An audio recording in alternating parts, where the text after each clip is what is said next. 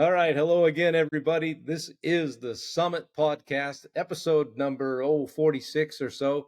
I'm Bob Turner, your host, and we're still out looking for people that are sharpening their edge and finding their edge and doing crazy things and just doing good stuff. And the podcast started a couple of years ago, and it was ordinary people doing extraordinary things. And those are the people that we're still talking to. So I've had a blast.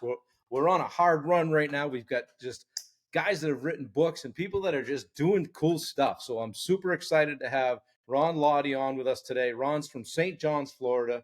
Ron, welcome. I'm glad you're here. Guys, Ron sent me a little bit of a bio, okay? We had to cut it down. It was just, no, I'm just kidding. No, Ron's kind of on the same path I am. He's a little bit ahead of me sometimes, I think, but Ron's a performance and mindset coach. And we met through Ben Newman coaching. We were in the same coach to coaches program, and we got talking. We're like, I got to know this guy. He's a financial advisor. He's an author. We'll talk about his book in a little bit. Serial entrepreneur. He's a veteran. All right. He devotes his time to raising awareness for funds for veterans suicide prevention. You know, we lose 22 a day. He's involved with Mission 22. This past July, he designed and completed a 44-hour workout. I don't know what it is, but I always get people on my podcast that make my Ironmans look like a little bump in the road. But this is going to be fun to talk about. So, and Ron is doing it again this July. So if you're hanging around, you're down in St. John's, Florida area, you want to join him, look him up. But Ron, thanks for coming on. Appreciate you being here. Tell us a little bit about yourself. Hey, I appreciate it. It's great to be here. Certainly do. And the Ironmans are no joke, so you can stop saying that next time, right? But I don't want to have to rattle the medals around here. No, honored to be here, my friend. You know, a little bit about myself. Very hard to summarize. I think we all get just day to day. We start doing our thing. But I'm a father and a husband and a friend first and foremost. Fortunate to live my life. 43 years old. I just turned last month, which is crazy to think about, but I'm just kind of a guy trying to make as big of an impact as I possibly can while I'm here.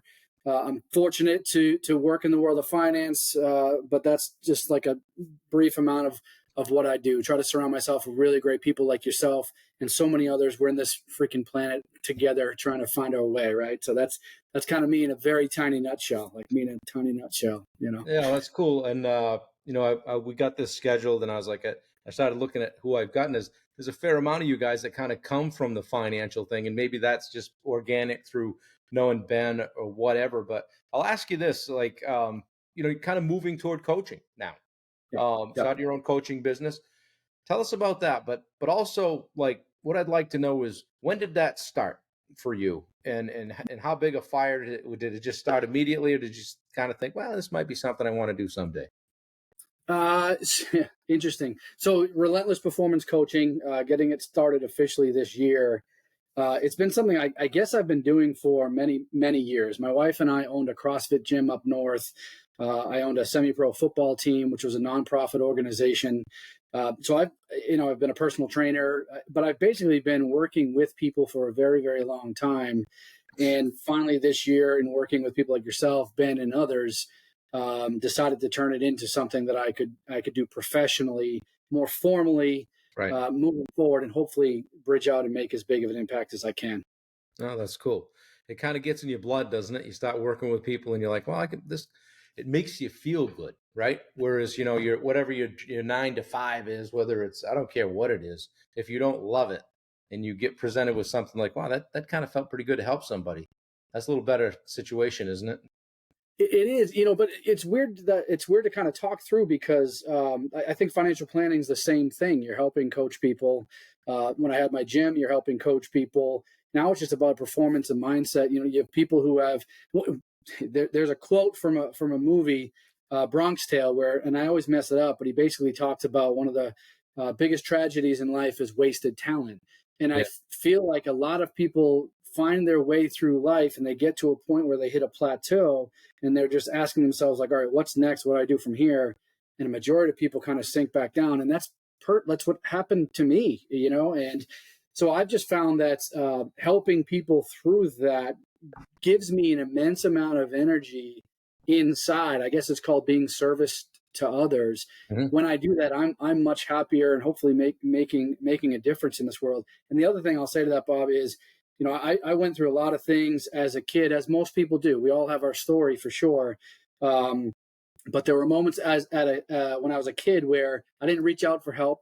I was going through some things that I talk about in my book, Manufactured Energy, where I probably should have made it a little bit more known of what was happening, and maybe I could have gotten more help for some of the things and the situations that I was in.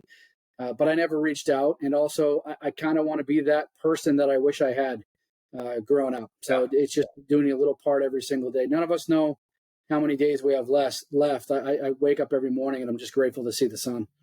Yeah, and it's funny that not funny, but it made me think you never truly know what people have going on, say behind the front door, right? Yeah, And you look at somebody and you knew him as a kid or whatever, and wow, I didn't know he was going through that. I wish I'd known, right? yeah, But yeah. also as a kid too, and I'm sure you probably touch on this in your book. Like you don't know what to do, right? Right. You don't know that there might be an avenue where you can reach out and all that. So kudos to you for trying to create that. Let's talk about the book a little bit. It's called Manufactured Energy. You've got a Yep. copy right there. Can you hold that up, because a lot of people will watch this on video? Guys, Yeah, this is sure. available on Amazon, right? Correct. Yep. Okay. Who's this book for? Uh, Originally, so a lot of people don't know this story. I'm glad you asked me that question. I personally have and still continue to battle mental health. Right. I've been to the depths of the depths. I've been in the darkness. I tell people I'm still in the darkness, but at least I can see the light, and I try to find my way through. Um, and there was a challenging point in my life a few years ago where I'd hit a level that I had never been to before. A lot of the stuff that I went through as a kid that I thought I could just bury down and forget and they would leave me alone. Right. Suddenly, out of nowhere, like you get to a point where I got to a point in my life where I was successful beyond I ever thought I would be. And I almost started thinking, I don't deserve any of this. And then all the demons from my childhood started popping up, telling me that I didn't deserve it. And I tried to find a way to battle through it. And I actually started doing 75 hard. And one of the things that I added to my list of to dos during 75 hard was to spend 30 minutes writing. Hmm. Um, this is my long winded way of telling you that I originally wrote the book to hand to my daughter someday. Uh, Wow. I I wanted her, and I get emotional talking about it. She knew at a young age that I had gone through some things, but I never wanted her to feel any of it. I wanted to give her everything she could to live a life that all the opportunities I wish I kind of had Yeah. growing up. But I also wanted her to know, like, why is it that dad says the things that he says to you every single night, no matter what he's doing, he'll stop and make sure of that. Why is it that dad's always going to put everything down to be wherever you need because he cares about you? Like, why are these little things? Why is it that he gets so emotional around the holidays? Um, things like that. So I started to just write out, here's a quote that I think of that reminds me of something I witnessed as a kid. Here's the traumatic event. Let me list it out for you. And then here's how I work really hard to battle through it and some of the whys behind it. And then a couple next actions that you can take as a human being to continue that down that path. And Bob, it was it was my goal to write it out, get it, put it in like a one book thing, and one day hand it to her so she can start to read it and see, holy cow, wherever you are in life, you can find a way to get through, and you never know somebody's story. And then I had my sister-in-law edit it for me, and she's very good at what she does. And when she read it, it was an emotional moment for us. And she then said, "This might help some people. Would you be willing to publish it to maybe help one person?" And I thought, man, it was therapeutic for me. Yeah. It helped me get through some of the challenges. And maybe if it helps one person, I'm willing to put it in their hands. So that's kind of where it came from. Pretty selfless act when you think about it. To be originally doing that for your daughter, but then to be willing to just put it out to the masses and think that maybe, hey, if it helps one person, then it's worth it, right? Yeah, Um, I've said this recently. I don't know. I probably stole it from somebody, but I believe that, that each generation. Somebody said each generation gets better and better, and I said I don't know. I think each generation has the opportunity to get better and better, yeah, but you could have repeated the cycle if you didn't get out of that. You could have been the person that did those things that were done to you, but you yeah, chose you chose that you said that stops here. That's not Yeah, going further. yeah, break the chain moment, I guess. Yeah. This might go down a path you weren't expecting, but somebody asked me about that recently. Yep. What caused you to make that decision someday to not go down that same path? And this is hard for me because I don't know where I stand spiritually, right? But um, I don't know if I ever can pinpoint a moment where I'm like, that's not what I'm going to be, or that's not what I'm going to choose. I can honestly tell you, Bob, that going through a lot of what it was is my mother struggled with drug and alcohol addiction. My parents split up when I was 2. I had multiple stepfathers who, used me as a punching bag and a few other things. And I've seen some deaths in front of me. I'll leave it at that for now. But Oh. I don't remember a single point from the age of 2 to the age of 15 where anybody tempted me with any drug or doing anything illegal. And I feel like something clearly was with me or alongside Yeah. me at that time to help guide me. Now, at the end of the day, right, drugs and alcohol were around me all the time, so I could have very easily have just walked out at 1 a.m. and done whatever, or gotten involved with some bad things. And man, I've made some mistakes and done some bad, dumb things in my life, but nothing like that. But I don't think I ever made a choice to not try any of those things. The one moment that does come to mind to me, though, is I was like 15 years old, and my mom hadn't been home for 3 or 4 weeks. And middle of the night, she broke into our house, and I'll spare the whole story, but she was not wearing any clothing, and she was covered in blood, and she had clearly just been beaten. And then she ended up passing out on the floor. And I called the police. I remember police Officer Greathead, who's unfortunately no longer with us, but a man that I think he's one of the many saviors I've had throughout my life that were there to help me. He was one person that he walked into the house. I can't even tell you how many times he was at our house. Yeah. And he looked at me and he said, "Hey, so you got to make a decision. You can either be that," and he pointed at my mom, "or you can be what I think you can be, and I'll help you do whatever you want to do." That's unbelievable. Somebody took the time to do that, and invest in you when they didn't have to, right? That's right.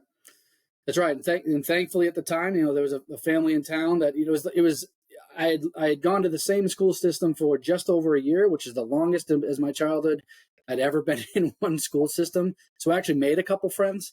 Yeah. And there was a family in town. One of my closest friend, who's a brother to me now, and has been since then. He and his family let me move in with them and live with them for the rest of my high school, and that's where life changed from there. Yeah, that's some heavy shit, man. And you didn't tell me the half of it. I know that. Yeah, That I feel for you. I had a friend in school when I was growing up, and he ended up at our house a lot.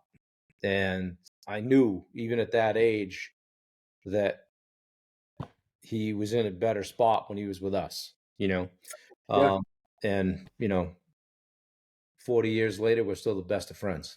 And, that's awesome. That's and, awesome. and it was kind of a point in my life too, where I realized that I had it pretty good, pretty decent, things obviously when you're growing up aren't perfect or whatever, but, Sure. there wasn't anybody doing that at my house. And so I've been forever grateful of that. So, we turned it into a book. All right. Has your daughter read it? She has. Yep, How old she is your has. daughter? She's 19. 19. Okay, cool. Mine's 25. So, here's some father advice for you. You're moving into that stage where you can start to have that adult relationship, Sure, which is sure. pretty cool. Where you don't say you need to do this and you need to do that. It's more like, hey, did you think about this? I wonder what would Yeah, happen if you tried that. And then they yeah, they go do that and they come back and it's their idea, and they say, hey, I did this. Perfect. Great. So, a lot of fun. And I think that I ended up having a daughter for a reason, because if I had yeah. son, probably would have been a different dad. Um, Yep. it's certainly softened me up. So, um, tell us about the 44-hour workout, Mission 22. I did a little work on Mission, not much, but Mission 22. $13 million have been raised. Okay. 6,104 veterans and families served. And you, I think, are one of 4,126 ambassadors, probably, Mhm. in some capacity. So you've come up with this workout. You did it last year, and I've Yep. seen your posts. And it's about the time we got connected. You're going to do it this July. Tell me more about that. Yeah, so the backstory to it, I think, is important. It's, I've talked about going through some of the dark times, and a big part of that journey when I was starting to write the book and other things was I had a counselor at the time who basically looked me between the eyes at one point and said, "You can't keep pushing this. Excuse my language. You can't keep pushing this shit down. It's Right. going to just keep coming back. Coming. But what you got to do is recognize that it was something in your past." And he gave me an analogy at the time that changed my perspective. He said, "Look at it just like something behind me here. Look at it as it's a picture hanging on your wall of a moment in time that happened in the past. And Hmm. if you ignore it, you're never going to get past it. But if you recognize it's something that happened, you can then start to move on and focus on today." And that was eye-opening for me because to me, I just pushed like I'm going to pretend these things never happened and life's Right. going to Let's suddenly see. get better, Yeah. and it didn't work. So I took that philosophy, and I was also former military and have gone through some challenging things in life, and I said, I'm gonna work myself through this my way. I don't know any other way to do it. So I would put a heavy vest on. I'd go down in my basement. I'd get on my treadmill. I put it at an incline. I Yes. would shut all of my lights off, so it's completely pitch black. Put on some really, really loud music, and then just walk for 3-4 hours at a time. Every single part of me hurt, but during those moments, I forced myself, and this is kind of crazy talk here, but I forced myself to go back to the 7, 8, 9, 10 things that happened as a kid and sort of relive them and Yeah. sort of re-feel them. And it was symbolic to me because I'm in the darkness. I'm all alone. Right. I feel like I'm trying to move forward, but I'm actually not frigging getting anywhere. Right. Wow.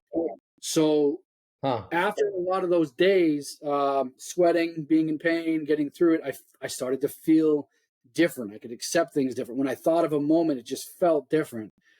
So then fast forward a couple of years when I opened a gym, I started to do these challenging types of workouts on Saturdays and Sundays.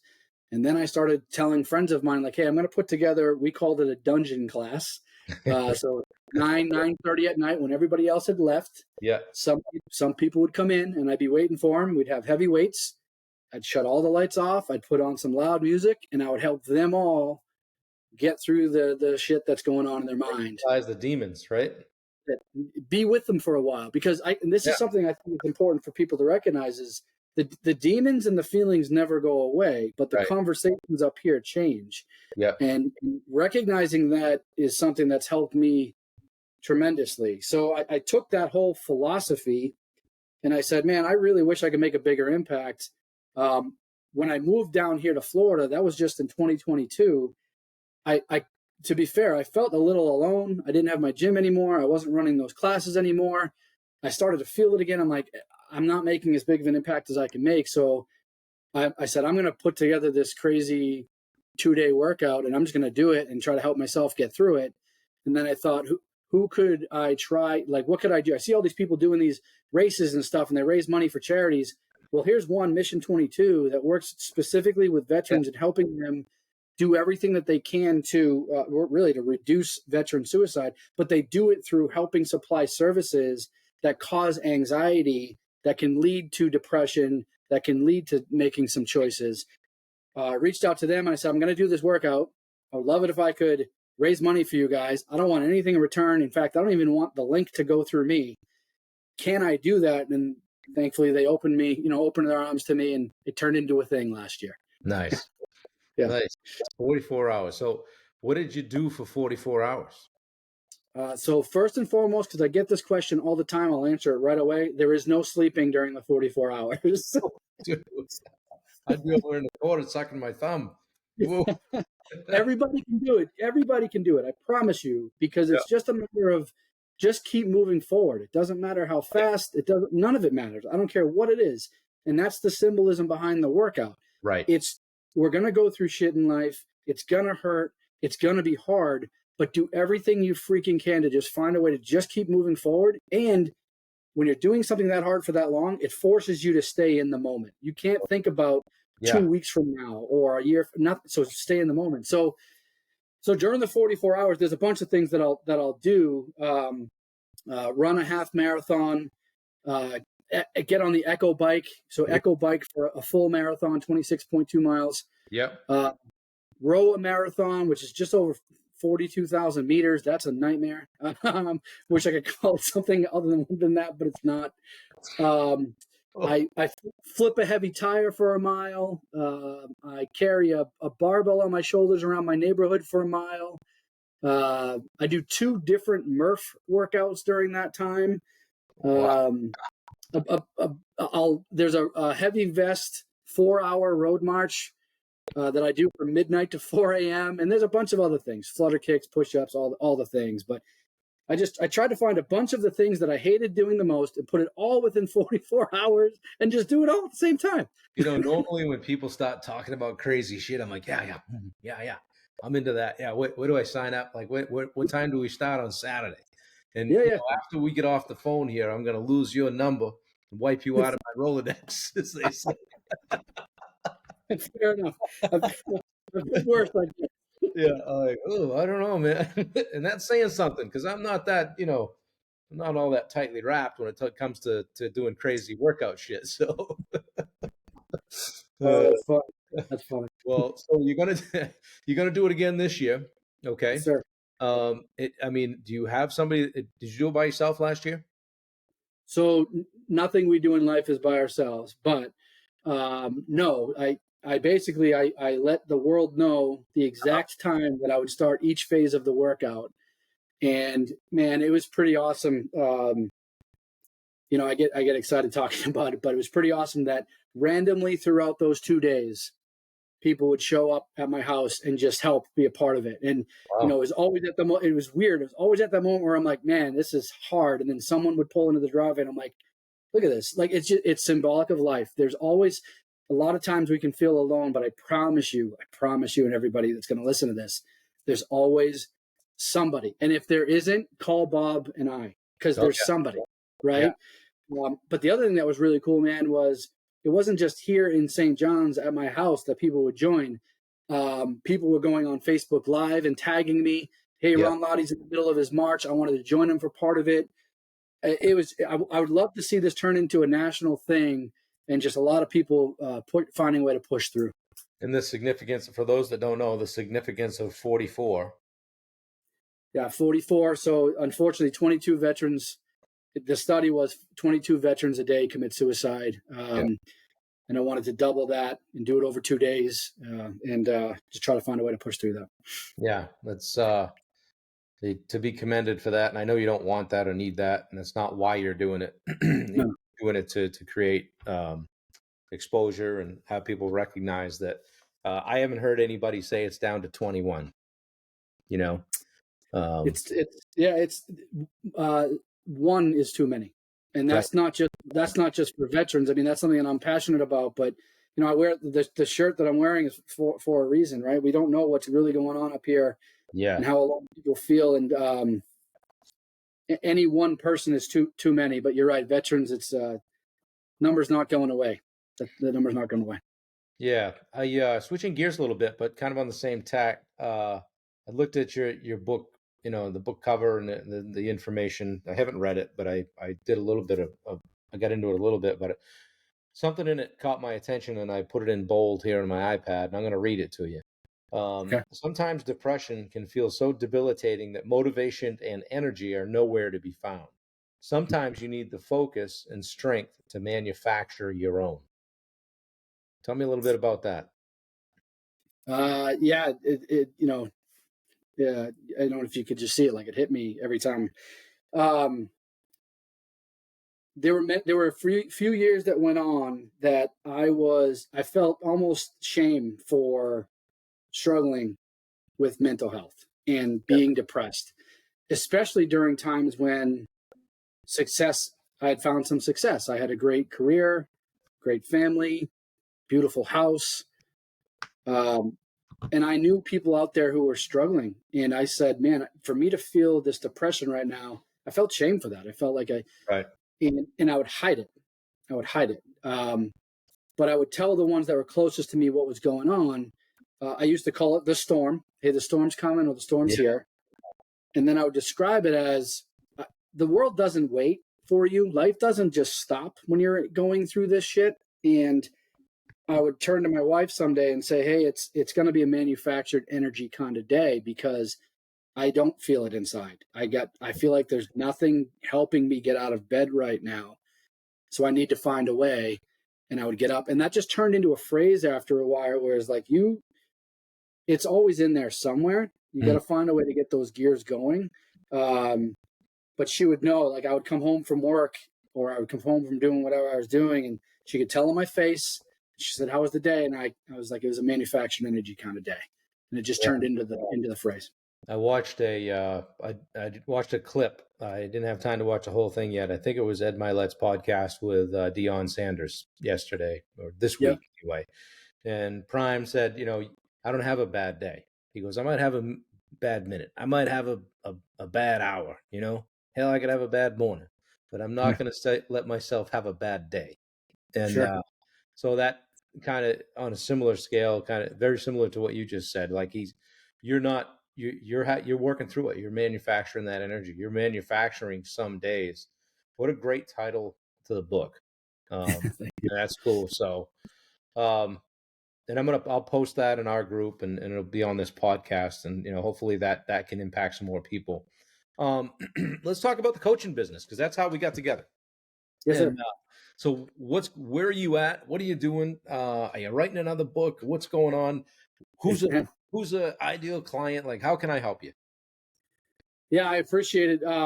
So I have two clients I'm working with right now. I've got a day job that I love doing in the world of finance and working with financial advisors and hopefully making as much of an impact. And I think financial anxiety is one of the leading causes of depression and other things in life. So it's an honor to be a part of that with a great company too. But I'm now coaching a couple people. I guess the name of the company, Relentless Performance Coaching, and who do I work with? Really, it's for people who have gotten to a point in life where they've had some success, they've found some success.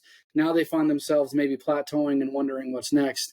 I kind of mentioned that earlier, but it's mostly, I could say I work with athletes, executives, business owners for the most part, but really anybody that is looking for that extra push to help them get to that next level. I've been there. I still have the days.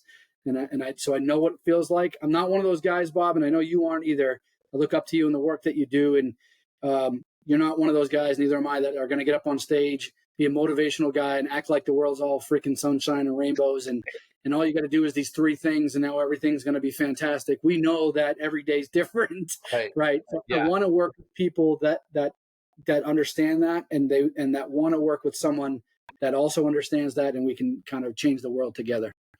Yeah, it's that's cool, and I liken it to like weight loss. I've worked with people on that before too, with nutrition and stuff, and the first thing I say is like, hey, it took a little while to get here. It's gonna take a little while to fix it. Sure, you want. But do you experience? Maybe you have. I feel like I have, where like you have a certain amount of success, whether it's financial or just with your status in life, whatever, with your job or relationship or whatever. And you get to that point and you almost like sabotage it, right? Oh my God, have you seen that or experienced that? It's funny you asked that question, and for everybody in my life that knows me, they're probably laughing right now because you're the first person on a podcast or an interview to ever hit me between the eyes with the question that I probably need to answer. Whoops. Stay tuned, folks. No, it's good, and I think it's important that people hear this. I self-sabotaged, I don't know, 20-something years of my life. I find myself still trying to do it from time to time. Yeah. I had a financial planning business that I loved. I put so much time and effort into developing what the brand was and trying to work to help people. And then one day I woke up and I'm like, I'm not going to be able to do it. I'm going to do something to screw it up, and found a way to mess it up and sell the thing and move on. Right. same thing. I've had relationships, I've had friends, I've had other people in my life where things were so good and I did everything I could to F them up. And, Huh. that the opening of my book is completely dedicated to those types of situations where it's like, I didn't realize what was going on up here. Yeah. So I'm sorry for what might have taken place. Wow. Huh. But yes, it happens all the time. It's a constant battle that I can tell you that doing this work that I've done, I've worked with Ben, who's, I think, in my opinion, and you may agree, one of the greatest coaches, if not the greatest coach in the country, worldwide, that I get to learn from. Meditating, writing, journaling, practicing gratitude, exercising, nutrition, daily activities that help me see the signs a little bit faster than I used to, pause, and try to make a better decision. That's cool, man. I'm out about 11 years ahead of you in life. And I feel like I'm coming to this personal development game a little bit late, and I didn't realize, if I had, I probably would have sold a lot more construction jobs and all that. But like, you really can decide how you show up, and Yeah. hey, Bob, maybe not everybody wants to listen to you talk all the time when you show up to do sales, and so when realizing that, I'm like, wait a minute, shit, I wish I knew this stuff when I was 30, Yeah. Yeah. but just getting to that point where you start to say, okay, I'm going to work on these things. I can see that coming, and I want to make sure that the light at the end of the tunnel isn't a train. Okay. Yeah. Yeah. And it sounds like you're getting that dialed in, which is really cool. um that thing that you said about the storm, you should take that and do something with that as Yeah. part of your branding. I don't know. I got my Yeah. marketing on over here, you know. No, I appreciate it. I appreciate it. I try to talk about it, but you're right. I probably should leverage that a little bit more because it, it's always there. Yeah. I think I heard someone refer to things like that in the past, where I think they refer to it as challenging times. But it's like you're either in the storm, just coming out of it, or just about to approach one. Yeah. So what Yeah. are you doing to prepare for it? How do you recognize it's there? Who are your resources? What's the atmosphere that you're involved with? Who are the people you're involved with? What are the things you're like? All of this stuff matters, and I think that's one of the reasons why I am fortunate to be a coach for others. It helps me make sure I'm living that life too, and I have a coach that helps me Yeah. recognize it, but it's helping others recognize it because it's hard when we're in it. Every day is hard, it's just a matter of moving forward. Well, sometimes I'm full of quotes. You don't see the forest for the trees, right? And sometimes Oh, somebody has to tap you on the shoulder and go, "Hey, don't do that." yep. Yep. And that goes back to the other thing you mentioned too, is even just recognizing success Yeah. is very, very difficult. I know I've struggled with it. I'm sure you have. I know so many people have. It's almost like you feel guilty for succeeding sometimes, Yeah. or you don't recognize it. I was just talking to someone the other day about she's so good at what she does, but she reminds me of like a tennis player who crushes the opponent but walks away only remembering that one time she double faulted. Right. Like recognize Yep. everything else Yeah. that Yeah. was so successful. It was who I was talking with, a close friend of mine, and I was, just talking about construction and contracting and saying, I just don't love it. It doesn't fill my cup, and that, but I love the coaching thing. But, you know, I shouldn't be telling people how to do contracting if I'm not like $50 million outfit, right? And she said, Bob, you don't like it, but you're really good at telling people how to do it. Oh And yeah, that's and when huge. when I was thought about that, I'm like, yeah, she's Great right. advice. And I'm 54, and I like to say I've made most of the mistakes there are to make in the business. So, and Yeah, sometimes like with this coaching thing, not to get back to that, but we only really have to be a lap or two ahead of who we're working with, right? If we can save them from stepping on, in a pothole that we've stepped in, or as Ben says, tripping over some things that are behind them, have we sure, not helped and made some impact? for sure, for Yeah. sure. And that's the thing. Like,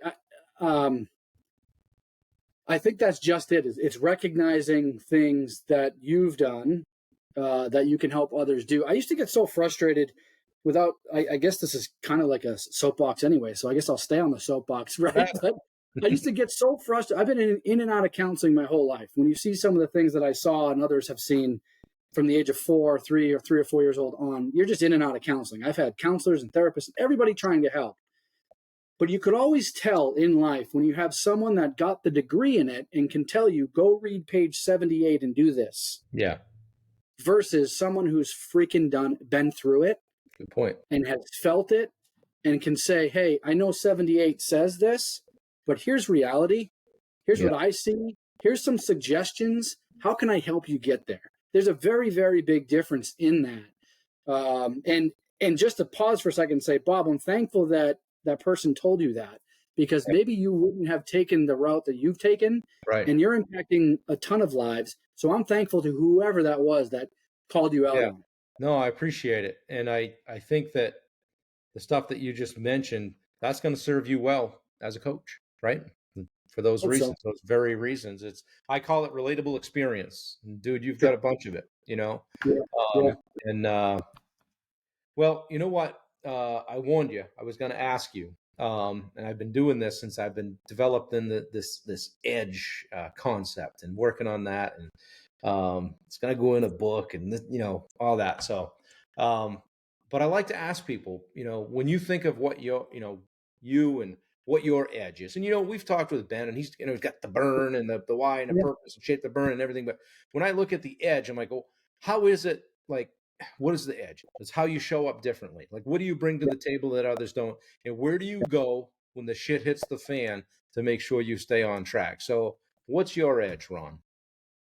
So I guess my edge, the thing I can say that something that makes me different is the fact that I am very good at feeling what you feel and being where you are and breaking things down into very simple, repeatable process to help you fight through some things.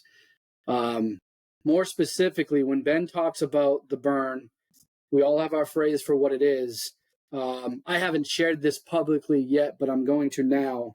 My personal burn, I call it my fire within, because I relate it to the fact that there's a fire going on, and Yeah. when I'm in the crap, it's like a wet blanket keeps getting thrown on it. So what keeps that fire going? And it's hard to talk about without getting emotional, but my fire is my mother, Mm-hmm. which you would think it wouldn't be because of all the stuff that I went through as a kid. But here's the deal, Bob. She was an amazing human being. She was a beautiful, beautiful human being that was all heart. But I got to see it like 3 days a year. The world only got to see it like 3 days a year. She struggled with drug and alcohol addiction. She struggled with health issues. She had different cancers.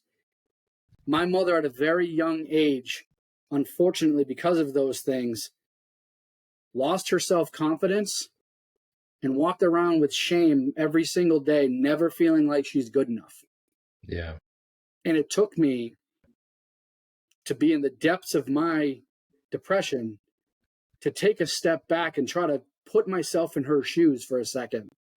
And the weight of what I feel like she was feeling every single day was far more than that 100-pound vest I wore on the treadmill in the dark. I would have crumbled in that moment, and she just did everything she could to try to find a way to do the best that she could. It's my purpose in life to help make sure everybody I interact with can remember who the F they are, find that inner beauty that and that gift that they have to give to the world, and change the legacy that my mom could have changed and make an actual impact in this world. Not much left to say, my friend. Yeah. Honored to be able to tell it. Yeah. Like I continue to be amazed at the level of interaction I'm having with people from the Coach to Coaches group, and extending myself into the network that in the community that Ben has created. I'm full gas. I'm everybody. Hey, you want to be on my podcast? And Yeah. and I'm so glad that that I think you reached out, and I reached out back to you, and it usually isn't too many given interactions before I say, hey, you want to be on my podcast? And people say, well, what's the message? What do you do? I go, hey, we just get on there and have a conversation. And like I told you before today, we're just going to have a conversation. And it's just Yeah. two guys that are trying to help people. And in a weird way, it ends up we help each other. So I thank you. I appreciate you. Thank you for coming on. I'll ask you one more question. I like to let people leave with this. We're not global yet. I work on world domination every day. There you There'll go. be a few people that'll see this. What do you want them to know? What do I want them to know? Meaning people who watch this? Yeah. What do you want to leave them with? The Probably not. floor is yours. Yeah, I think it's important to recognize this might not be the route we might have thought this would go, but success means different things to different people.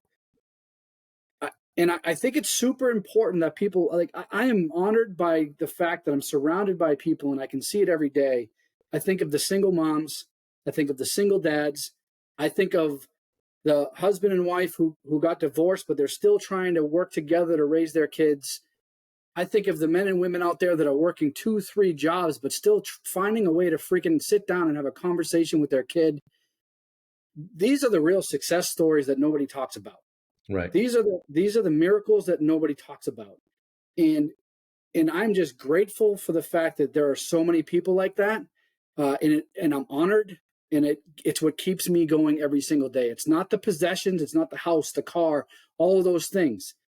It's that. It's those are the real success stories. And I wish more people would recognize that success that they have every day in life, because that's a gift that they can give to other people.